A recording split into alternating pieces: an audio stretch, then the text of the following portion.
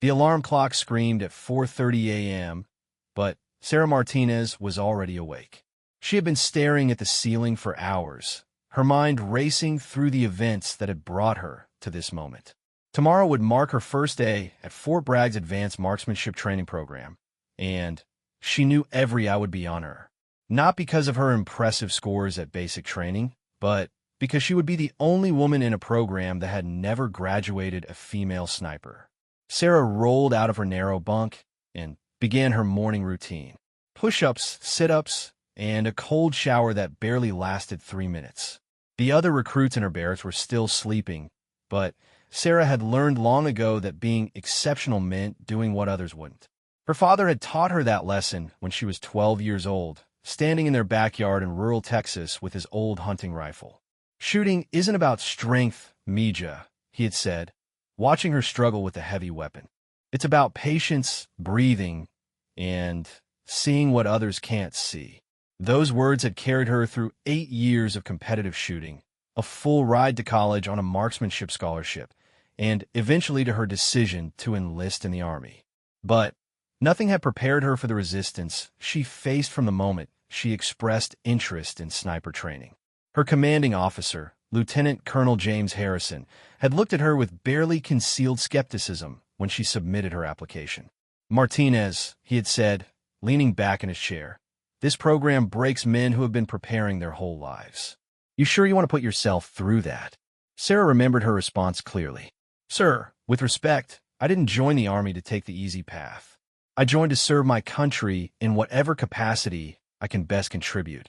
The colonel had signed her paperwork, but she could see the doubt in his eyes. That doubt had followed her through every conversation, every meeting, every briefing leading up to today. The dining hall was nearly empty when Sarah arrived for breakfast. She grabbed a tray and loaded it with eggs, toast, and black coffee. Fuel for what she knew would be the hardest day of her military career so far. As she ate, she noticed 2 men in combat fatigues watching her from across the room. She recognized them from yesterday's orientation: Staff Sergeant Mike Rodriguez and Sergeant First Class David Chun, both instructors in the sniper program. They walked over to her table, their expressions unreadable. "Martinez," Rodriguez said, sliding into the seat across from her. "You know what you're getting into today?" Sarah met his gaze steadily. "I know it's going to be challenging, Sergeant. I'm ready for it." Chun laughed, but there was no humor in it. "Challenging? Lady, we've had grown men quit on the first day. Hell, we've had guys with years of combat experience wash out in the first week. You think because you can hit a target at the range, you're ready for this?" "I think I won't know until I try, Sergeant," Sarah replied calmly. "But I didn't come this far to quit on day one." Rodriguez studied her for a long moment. "Fair enough. But don't expect any special treatment because you're a woman. If anything, we're going to push you harder. The enemy isn't going to go easy on you because you're female, and neither will we. I wouldn't expect anything less, Sergeant." After the instructors left, Sarah finished her breakfast in silence. She understood what they were doing, trying to intimidate her, make her second-guess her decision. It was a tactic she had encountered before, in college, in basic training, in every male-dominated environment she had entered. But Sarah had learned that the best response was not to argue or defend herself, but to let her performance speak for itself. At 0600 hours, Sarah reported to the training facility. The building was a massive concrete structure that looked more like a fortress than a school. Inside, she found herself in a room with 19 other soldiers, all men, all looking at her with expressions ranging from curiosity to outright hostility. She took a seat in the back row and waited. Colonel William Iron Mike Thompson entered the room at precisely 0600. Sarah had heard about Thompson, a legendary figure in the Army's Special Operations community, a man who had trained some of the best snipers in military history. He was in his early 50s, with steel gray hair and eyes that seemed to see right through a person. "Gentlemen," Thompson began, his voice carrying easily through the room, and "lady," he added with a slight nod towards Sarah, "welcome to hell. For the next 12 weeks, you will be pushed beyond what you think are your limits. You will be tested physically, mentally, and emotionally. Most of you will fail. He began pacing in front of the group. Sniping is not about being a good shot. Any decent marksman can hit a target at 500 meters on a calm day at a comfortable range. Sniping is about precision under pressure, patience under extreme conditions, and the ability to make split-second decisions that can save lives or end them. Thompson stopped pacing and faced the group directly. Some of you are here because you think being a sniper will make you a hero. Some are here because you want to be part of an elite unit. And some, his eyes briefly met Sarah's, are here to prove something. Let me be clear about one thing. Your motivations don't matter to me. The only thing that matters is whether you could do the job when lives are on the line. The first day was a blur of physical fitness tests, weapons familiarization, and psychological evaluations. Sarah performed well in every category, but she could sense the skepticism from her fellow trainees. During breaks, conversations would stop when she approached. During exercises, partners were reluctant to work with her. She was an outsider in a group that prided itself on brotherhood and trust. The real test came during the afternoon marksmanship evaluation. Each trainee was required to engage targets at distances ranging from 300 to 800 meters under various conditions: wind, limited visibility, and time pressure. Sarah watched as the men ahead of her performed, some excelling, others struggling with the longer shots. When her turn came, Sarah approached the firing line with her assigned rifle, a modified M24 sniper weapon system. She had trained with similar weapons, but never under these exact conditions. The first target was at 300 meters, an easy shot for someone with her experience. She settled into position, controlled her breathing, and squeezed the trigger. Bullseye. The second target was at 500 meters with a crosswind. Sarah took her time, calculating the wind drift and adjusting her aim accordingly. Another center hit. By the time she reached the 800-meter target, the entire group was watching. This was the shot that separated good marksmen from potential snipers. Sarah closed her eyes for a moment, feeling the wind on her face, listening to the subtle sounds of the environment. When she opened them, her world had narrowed to just her, the rifle, and the target. She exhaled slowly, found her natural respiratory pause, and fired. The spotter called out center mass, high value, target neutralized. A murmur went through the group. Sarah had just outperformed half the men in her class on the longest shot of the day.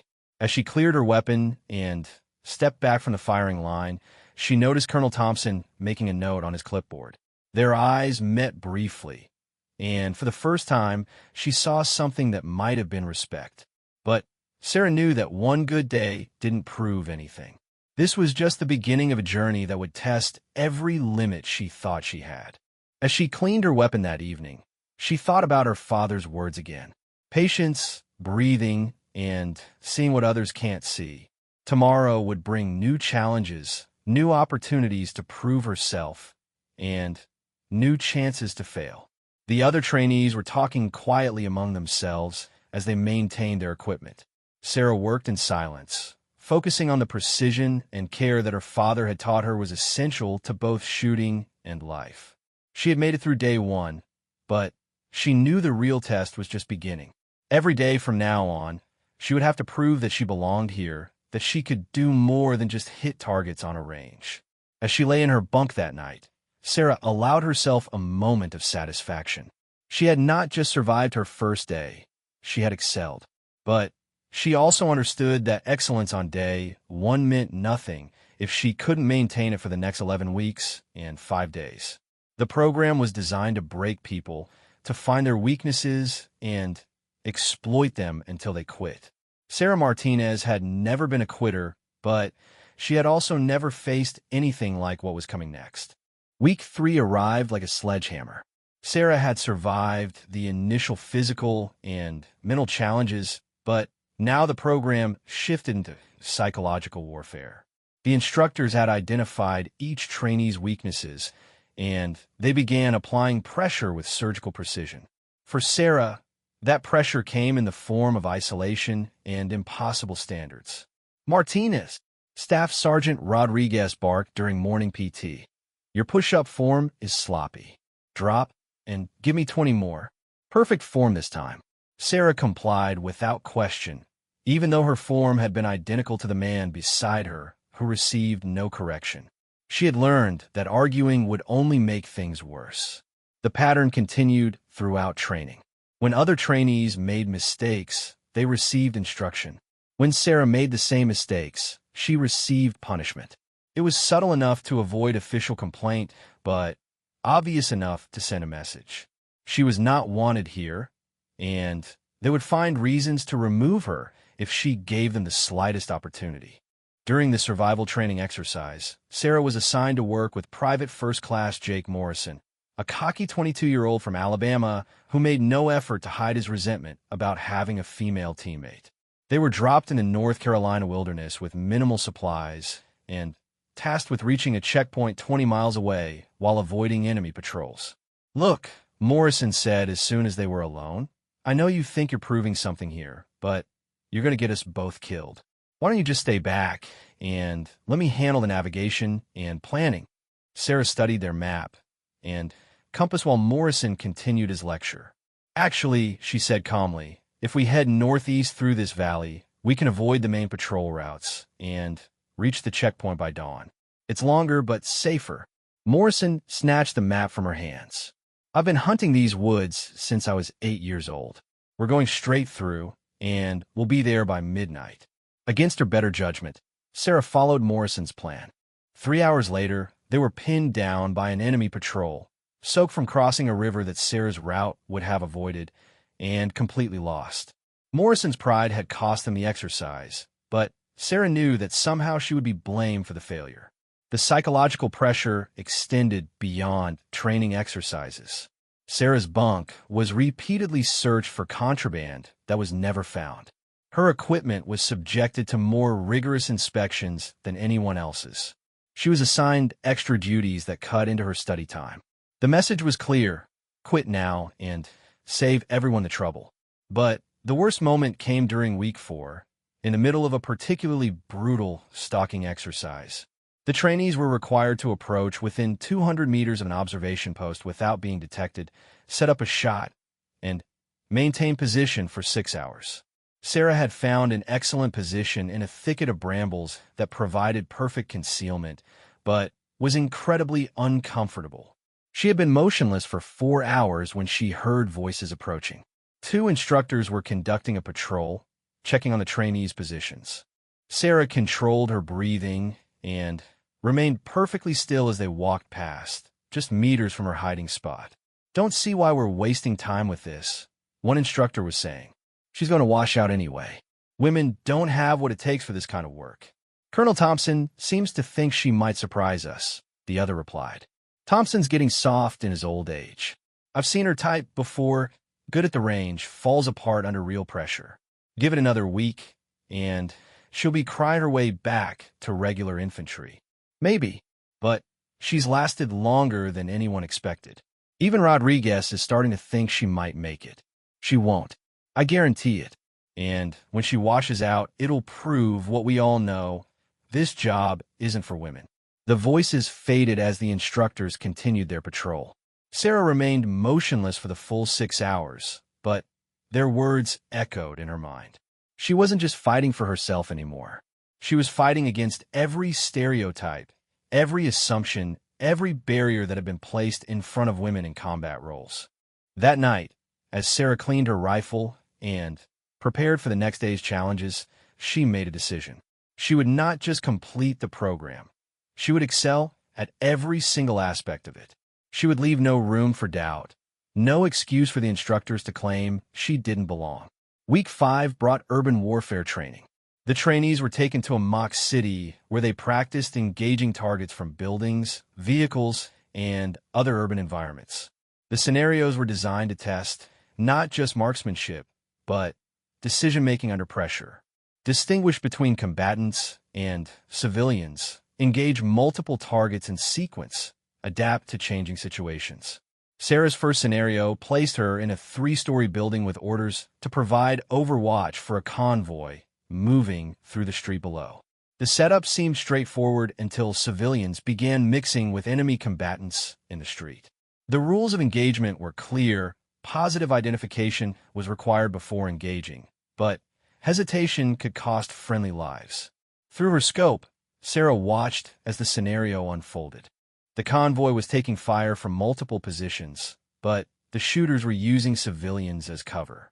It would be easy to take shots that might hit innocent people, but that wasn't an option.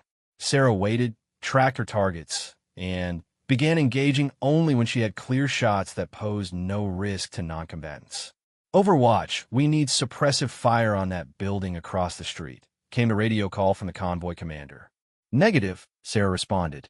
"Too many civilians in the area. Give me 30 seconds." She shifted position, found a new angle that isolated one of the enemy positions, and took the shot. Then another, and another. Each shot was precise, controlled, and completely separated from any civilian presence. The convoy successfully completed its mission with 0 friendly casualties and 0 civilian casualties. After the exercise, Sergeant Chun approached Sarah. "That was good shooting, Martinez. Most people would have just sprayed the building and hoped for the best." "That's not what snipers do, Sergeant," Sarah replied. "We wait for the right shot." "Yeah, well, not everyone has that kind of patience. Or discipline." It was the first compliment Sarah had received from any instructor, and it meant more than Chun probably realized. But she also knew that one successful exercise didn't change anything fundamental. She was still the outsider, still the one who had to prove herself every single day.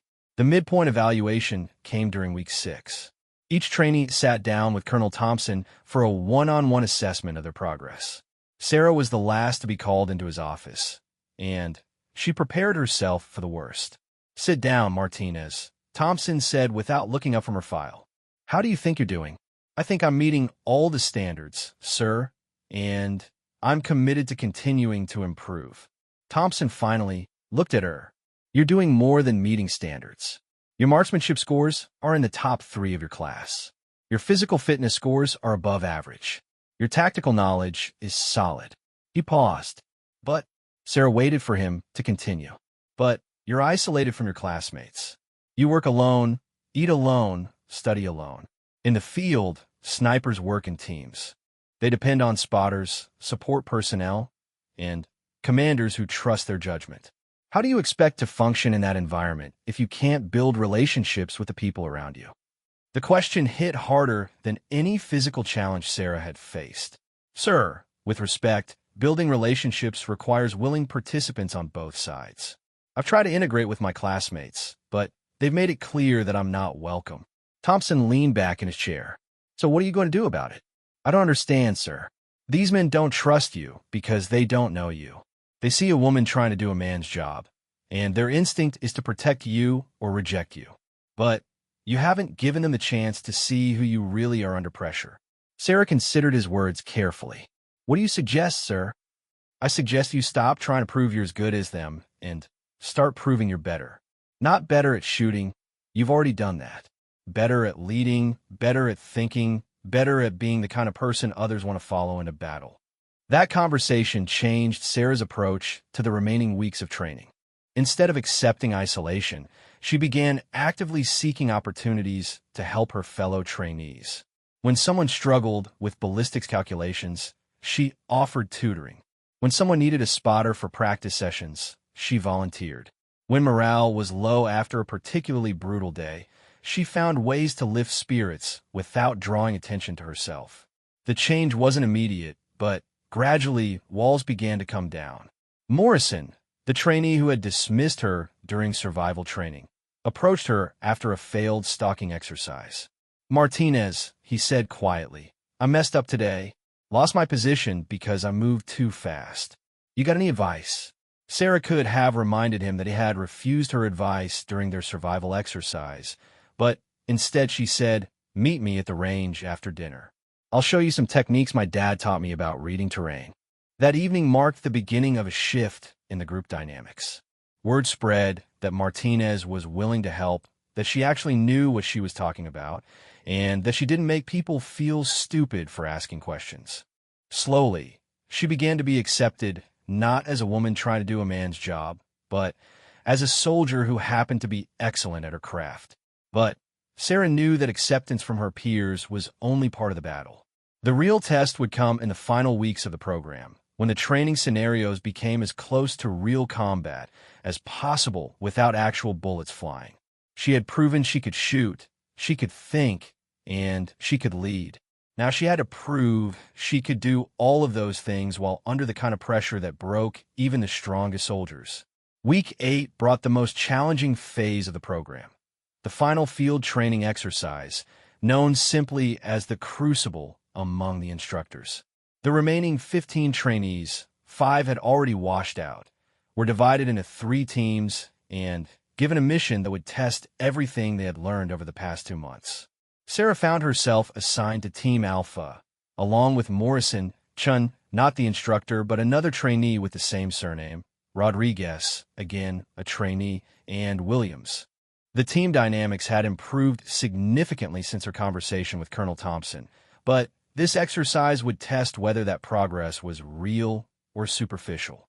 The mission briefing was delivered by Colonel Thompson himself in a secure room deep within the training facility.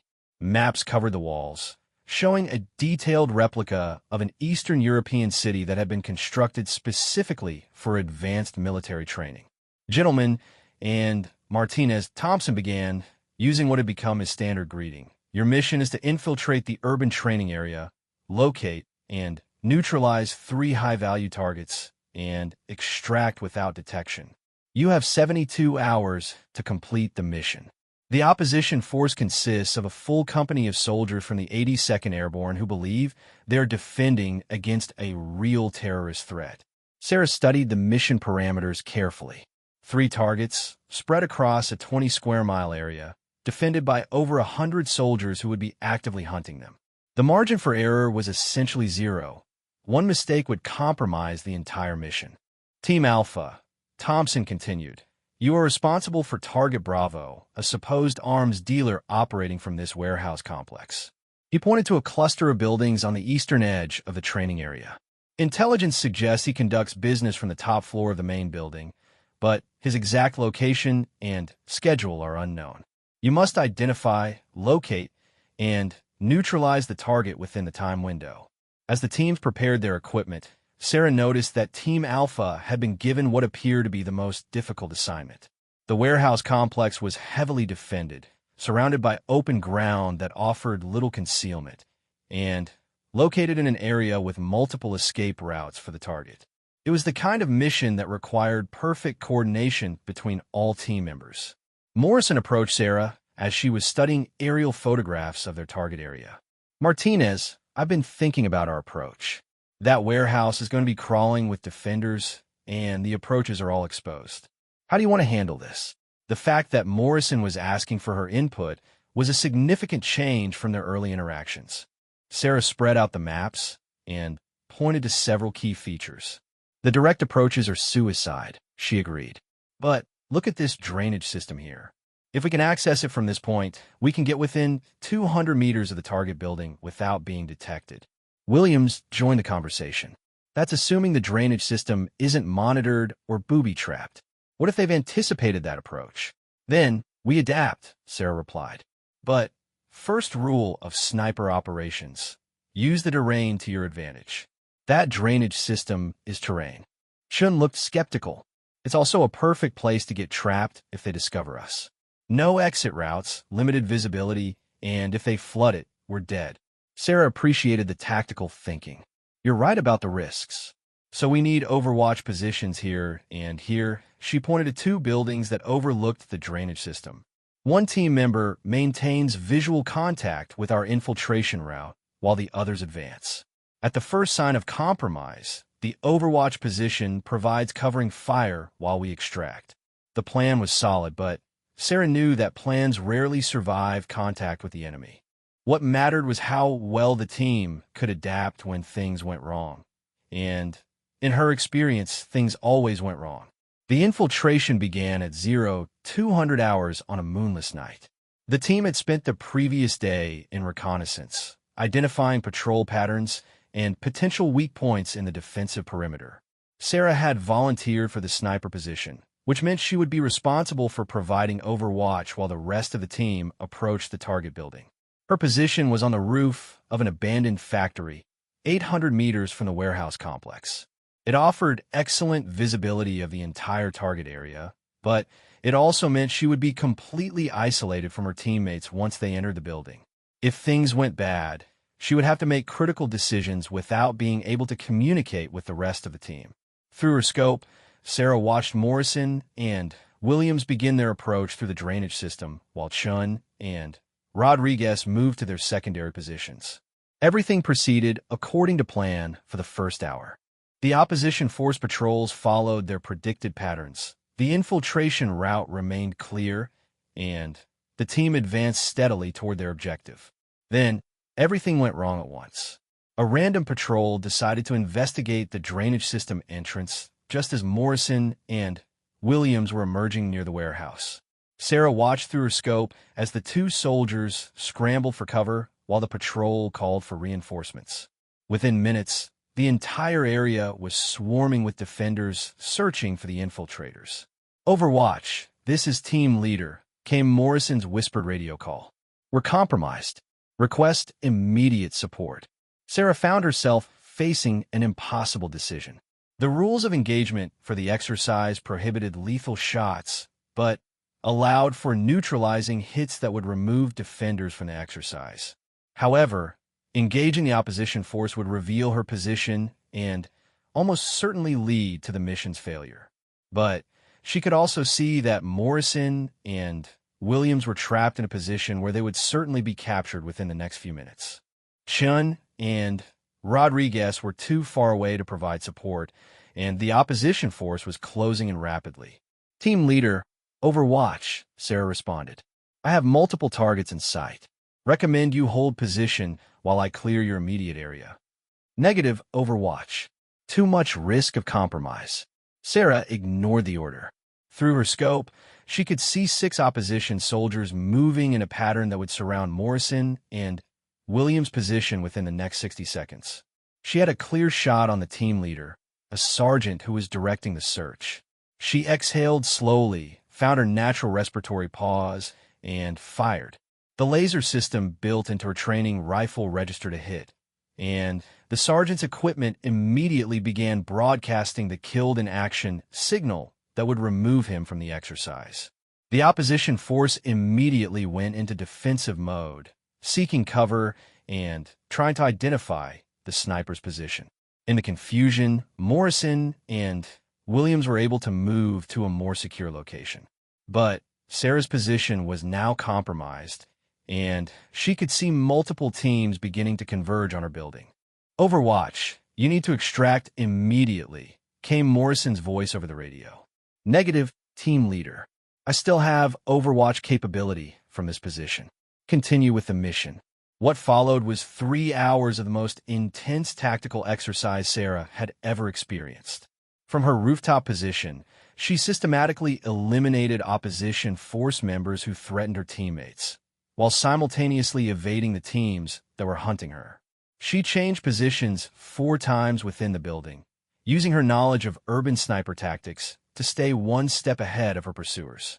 Meanwhile, Morrison, Williams, Chun, and Rodriguez successfully infiltrated the warehouse and located their target, an instructor playing the role of the arms dealer.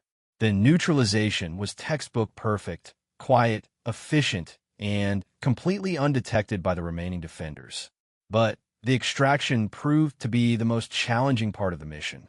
With Sarah's position compromised and the entire area on high alert, getting the team out safely required every skill they had learned over the past 8 weeks.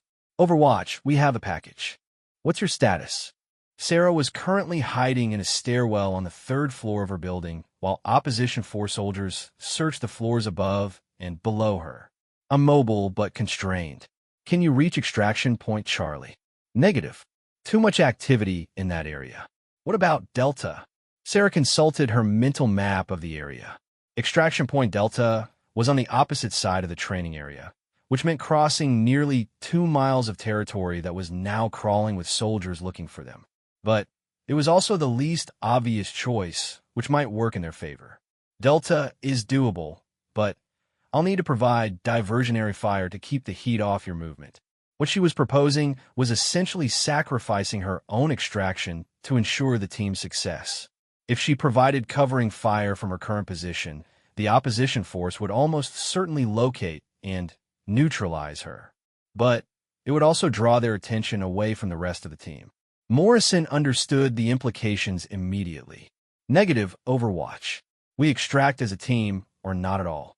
Team leader, the mission comes first. You have the package, and the clock is running. I can buy you the time you need to reach Delta. There was a long pause before Morrison responded. Martinez. Sarah, we're not leaving you behind. The use of her first name and the emotion in Morrison's voice told Sarah everything she needed to know about how much the team dynamics had truly changed. But it also meant she had to make the decision herself. Team leader, I'm going dark for 10 minutes. When I come back online, I want you at Extraction Point Delta. That's an order. Sarah turned off her radio and began implementing a plan that was either brilliant or completely insane. Using smoke grenades and flashbangs that were part of her standard equipment, she created a series of diversions throughout her building that suggested multiple sniper positions. Then, while the opposition force was investigating the false signals, she rappelled down the outside of the building and began moving toward a position that would allow her to support her team's extraction. The next 20 minutes were a blur of movement, tactical thinking, and precision shooting. Sarah moved through the urban environment like a ghost, appearing long enough to eliminate threats to her teammates, then disappearing before the opposition could react. She was operating at a level that surprised even herself, calling on every skill her father had taught her about reading terrain and every lesson she had learned about urban warfare. When Morrison's team reached Extraction Point Delta, they found Sarah already in position, having somehow arrived ahead of them despite being pursued by half the opposition force. She provided covering fire while they loaded into the extraction vehicle, then became the last person to board as the exercise concluded. The debriefing that followed was unlike anything Sarah had experienced in her military career. Colonel Thompson, along with several other senior officers, spent 2 hours going through every aspect of the mission. The team had not only successfully completed their objective, but they had done so while under the most intense pressure the training program could provide. Martinez, Thompson said as the formal debrief concluded, that was some of the most innovative tactical thinking I've seen in 25 years of military service. Where did you learn to use urban terrain like that? My father taught me to hunt in the desert, sir. You learn to use every advantage the environment gives you because there aren't many. Thompson nodded slowly. And the decision to sacrifice your own extraction to ensure team success? Sarah met his gaze steadily. It wasn't a sacrifice, sir.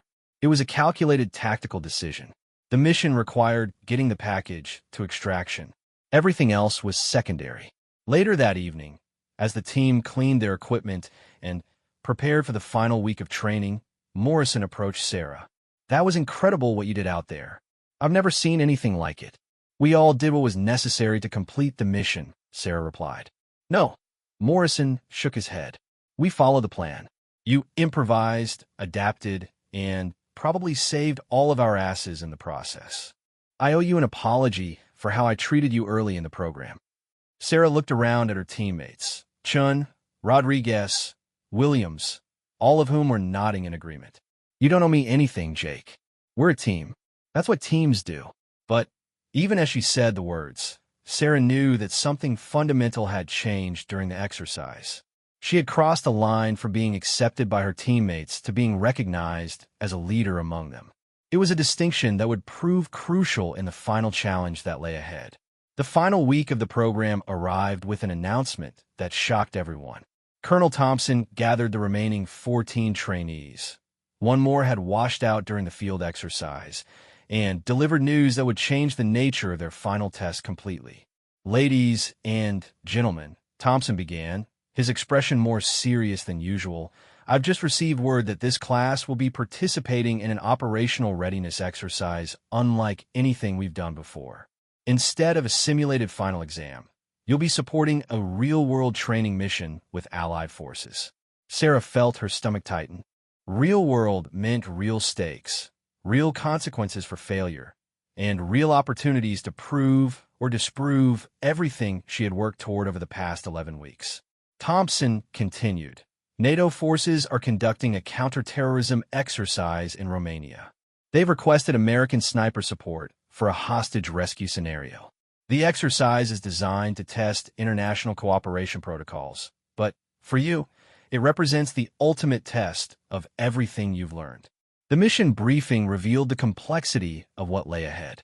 European Special Forces would be conducting a simulated hostage rescue at an abandoned industrial facility.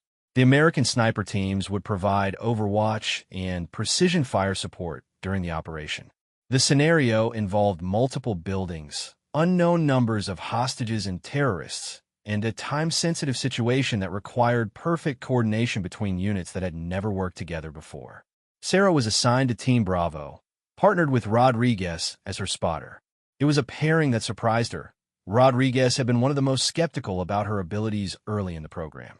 But his performance during the urban exercise had changed his perspective, and Thompson clearly wanted to test whether their newfound mutual respect could translate into effective battlefield partnership.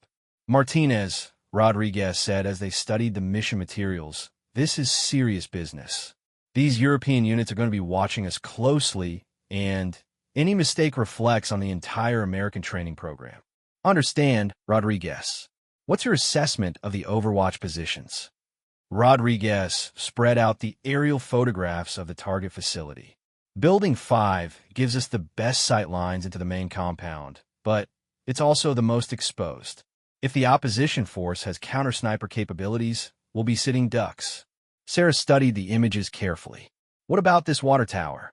It's further out, but the elevation would give us coverage of the entire area, including potential escape routes. That's almost 1,200 meters from the main building. You confident about making shots at that distance in an unknown environment? The question was fair.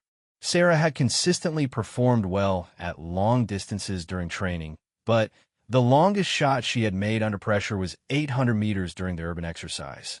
1,200 meters was beyond the range where even small errors in wind reading or environmental conditions could cause a complete miss. I'd rather have a challenging shot from a secure position than an easy shot from a position where we're compromised, Sarah replied. Besides, if we can't make shots at 1,200 meters, we shouldn't be graduating from this program. Rodriguez nodded slowly. Fair point. And if things go bad, we'll have better escape routes from the water tower. The team departed for Romania 2 days later.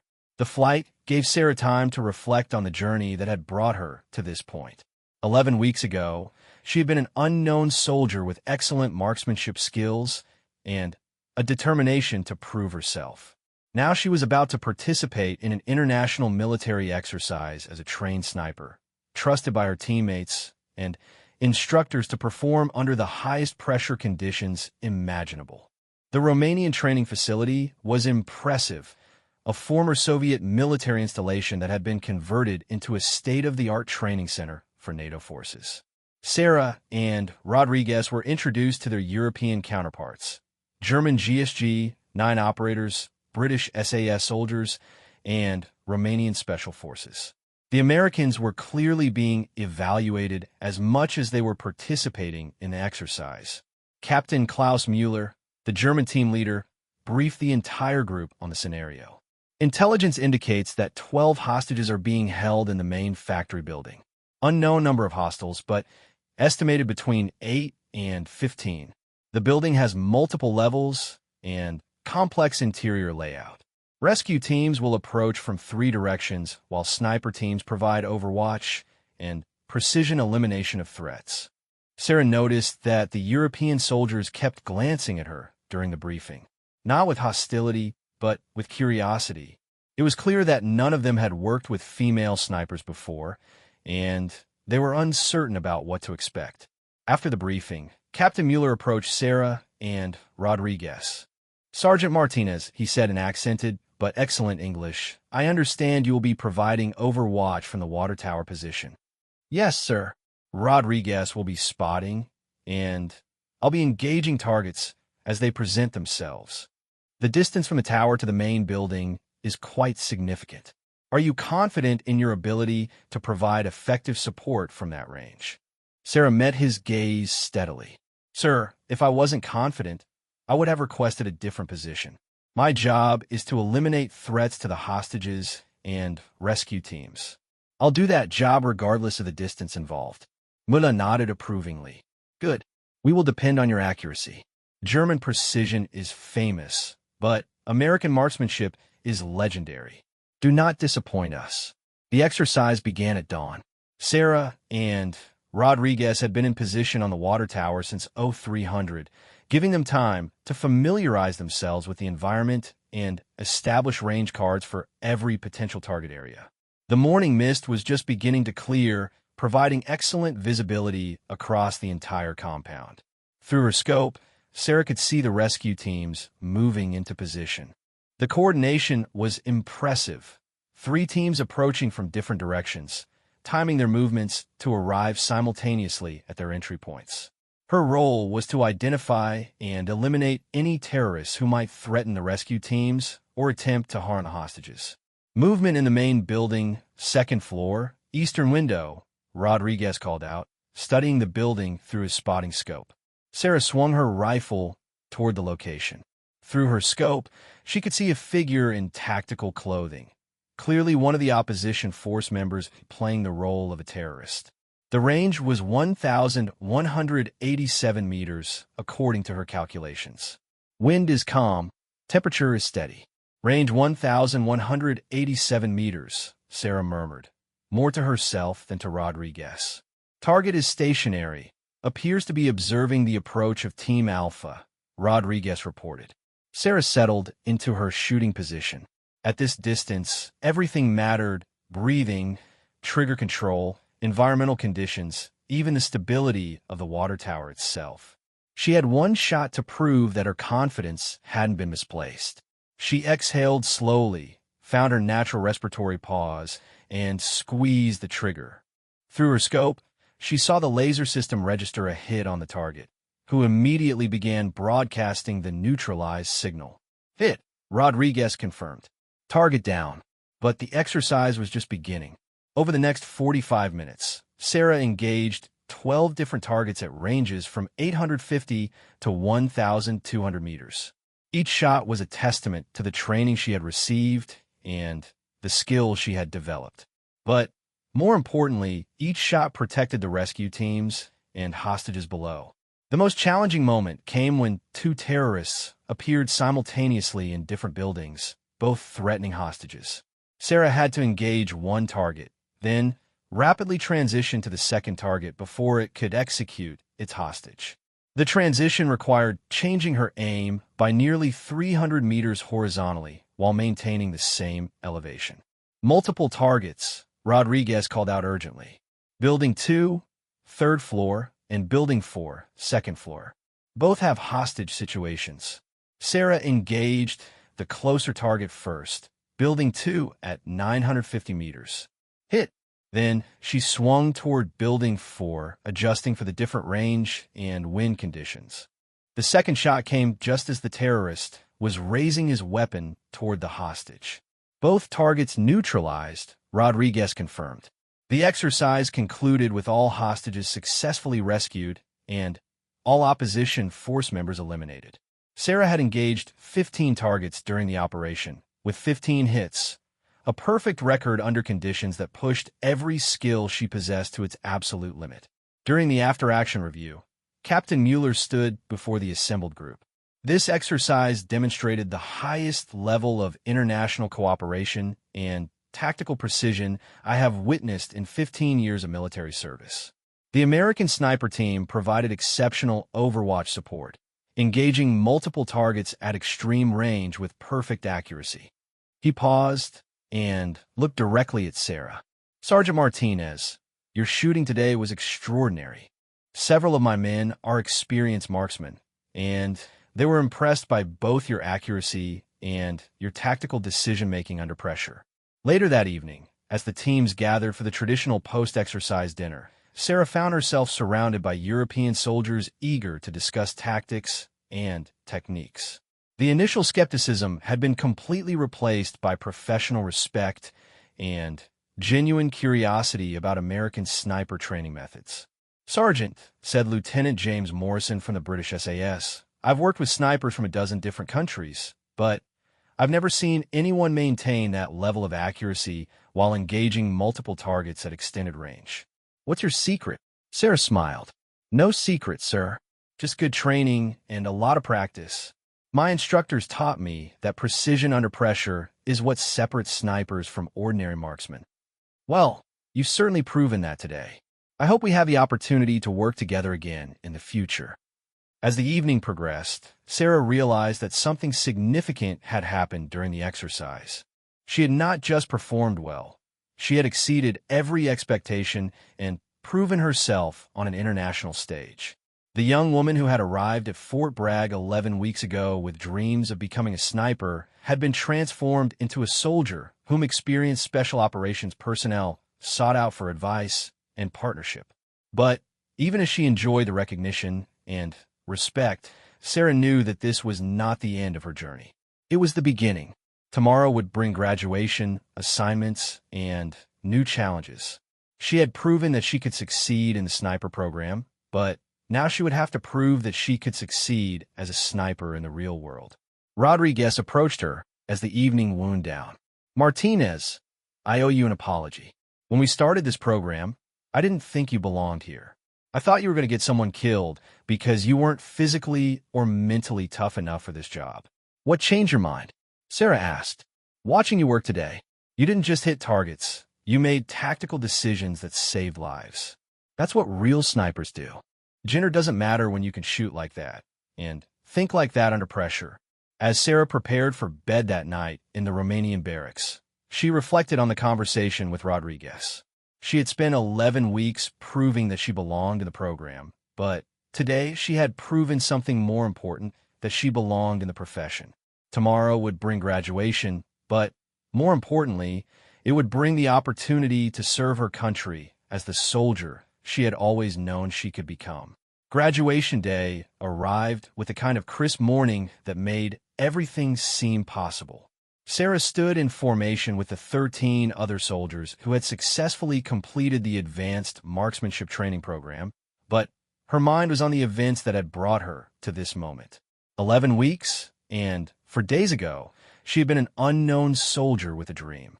Today, she was about to become a certified military sniper. Colonel Thompson stood before the formation, his expression proud but serious. Behind him sat a small group of distinguished visitors, including several senior officers who had come specifically to observe the graduation of the first female sniper in the program's history. Sarah had been told that her performance in Romania had attracted attention at the highest levels of military leadership. "Ladies and gentlemen," Thompson began, "today marks the completion of one of the most demanding training programs in the United States military. The 14 soldiers standing before me represent the finest marksmen, tacticians, and warriors our nation can produce. They have been tested beyond their limits and have proven themselves worthy of the trust that will be placed in them in the field." Sarah listened to Thompson's words, but her attention was drawn to a figure in the visitors section. Her father, dressed in his best suit, had somehow managed to get leave from his job to attend her graduation. Their eyes met briefly, and the pride she saw in his face nearly brought tears to her eyes. This was the man who had taught her to shoot when she was 12 years old, never imagining that those lessons would lead to this moment.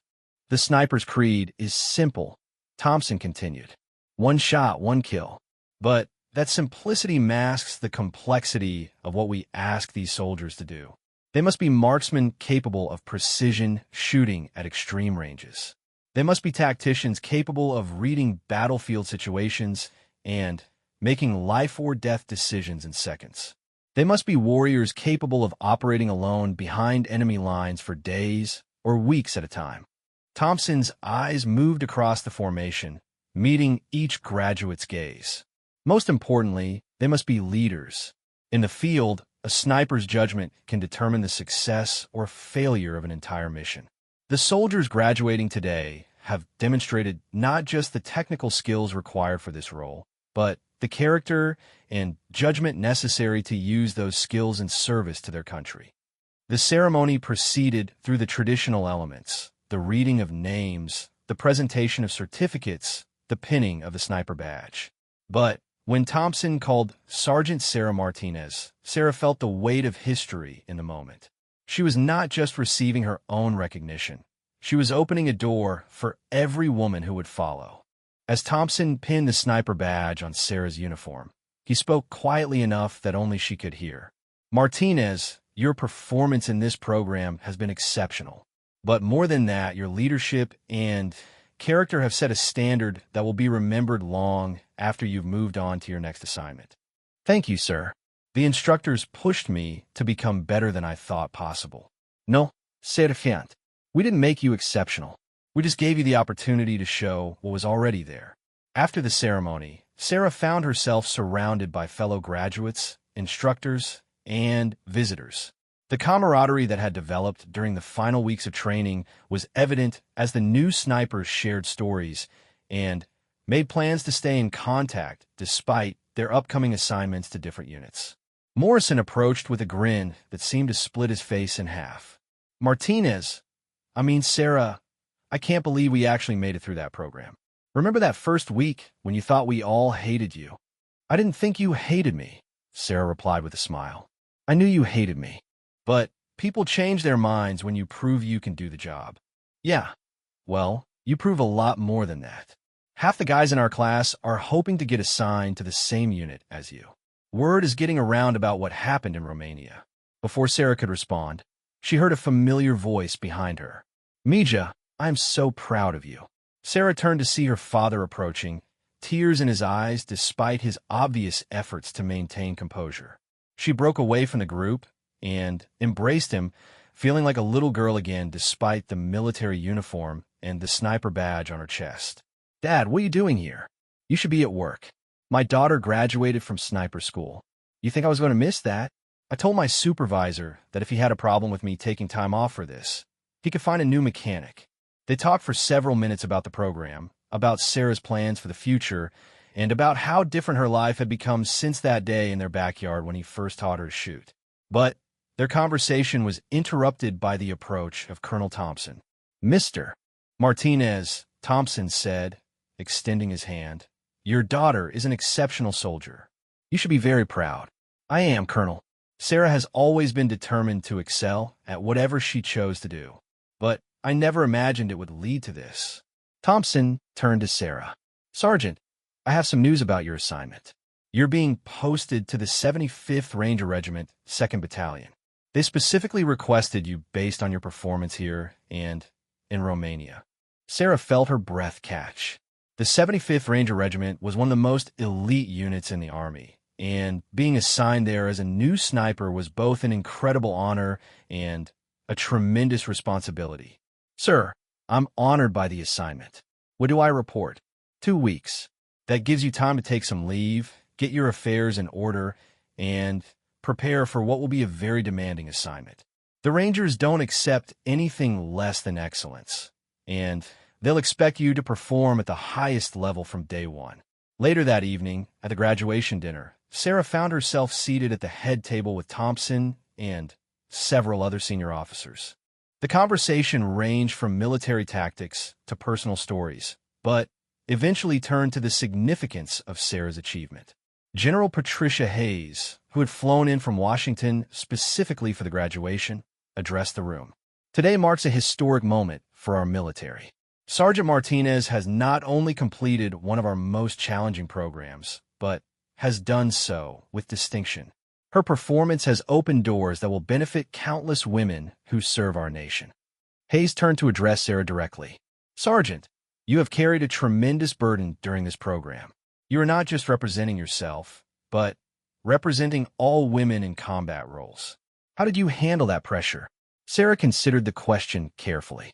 "Ma'am, I try not to focus on the historical significance of what I was doing. I focus on becoming the best soldier I could be. I believe that if I could prove myself as an individual, the broader implications would take care of themselves. And what would you say to women who might be inspired by your example to pursue similar paths?"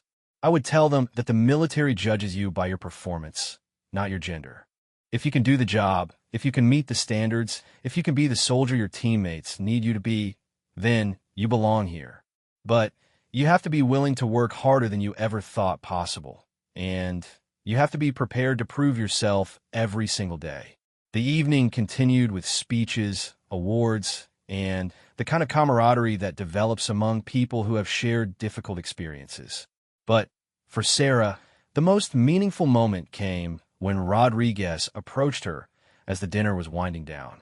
Martinez, I wanted to say something before we all go our separate ways. When this program started, I thought you were going to be a liability. I thought the instructors were making a mistake by letting a woman into the program, and I thought you were going to get yourself or someone else hurt. Sarah listened without interrupting, understanding that Rodriguez needed to say this. I was wrong about all of it. You're not just a good sniper. You're one of the best soldiers I've ever worked with, period. Gender has nothing to do with it. You think clearly under pressure, you make good tactical decisions, and you can shoot better than most of the men I've served with. I wanted you to know that, and I wanted to apologize for how I treated you early on. Rodriguez, you don't need to apologize. We all started this program with assumptions and biases. The important thing is that we learn to work together as a team. Yeah, but it's more than that. You changed my mind about what women can do in combat roles. I have a daughter, and because of what you've accomplished, she'll grow up knowing that there are no limits on what she can achieve if she's willing to work for it. As the evening ended and the graduates prepared to return to their barracks for the final time, Sarah reflected on the journey that had brought her to this point. She had entered the program with excellent marksmanship skills and a determination to succeed. She was leaving it as a certified sniper, but more importantly, as a leader who had earned the respect of her peers and instructors. The next morning, as Sarah packed her belongings and prepared to leave Fort Bragg, she received an unexpected visitor. Colonel Thompson appeared in the doorway of her barracks room, holding an official-looking envelope. Martinez, I have one final piece of news. This came through official channels this morning. He handed her the envelope. Congratulations, Sergeant. You're being promoted to Staff Sergeant, effective immediately. The promotion came with your assignment to the Rangers. Sarah opened the envelope and stared at the promotion orders. Staff Sergeant Martinez. It had a nice ring to it. Sir, this is unexpected. The promotion timeline seems accelerated. Your performance in the program and in Romania impressed a lot of people, Martinez. The Army recognizes exceptional soldiers, and they want to make sure you have the rank to match your responsibilities with the Rangers. Thompson paused, then continued with a more personal tone. Sarah, I've been training snipers for 15 years. I've seen thousands of soldiers go through this program, and I've watched many of them go on to distinguished careers. But I've never seen anyone demonstrate the combination of technical skill, tactical judgment, and leadership ability that you've shown over the past 12 weeks. Thank you, sir. That means more to me than you know. The assignment to the Rangers is going to be challenging in ways that this program couldn't prepare you for. You'll be the only female sniper in the unit, and you'll face skepticism and resistance from people who haven't had the chance to see what you can do. But you've already proven that you can handle that pressure and emerge stronger. Sarah shouldered her pack and prepared to leave the room that had been her home for the past 3 months.